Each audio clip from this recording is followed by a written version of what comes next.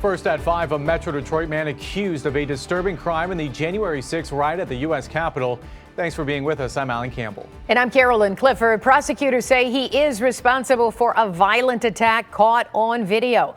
Michael Foy of WIXOM faces multiple charges. They include assaulting a police officer and entering a restricted area. The feds say he beat police officers with a hockey stick and climbed into the Capitol building through a broken window. Foy is one of more than 100 people facing federal charges in connection with the violence in Washington earlier this month. 7 Action News reporter Brett Cast is in downtown Detroit to show you how the FBI had no problem tracking him down. Michael Foy of WIXOM appeared here today at the U.S. District Court in downtown Detroit after being charged in the riots at the U.S. Capitol. And according to all the photos and videos the FBI has found online, they have quite a bit of evidence to work with.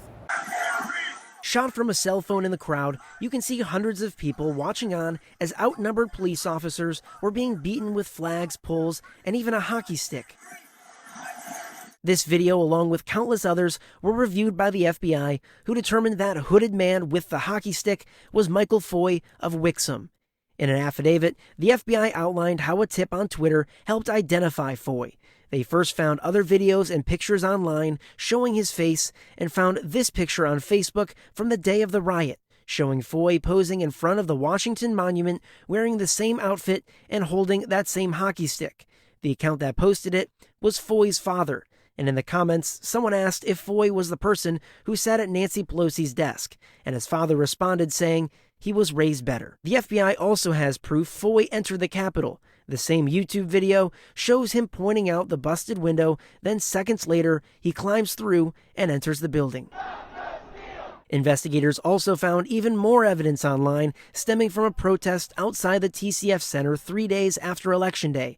The affidavit includes photos from the Detroit Free Press showing a man named Michael Foy of WIXOM wearing the same hat he wore at the U.S. Capitol.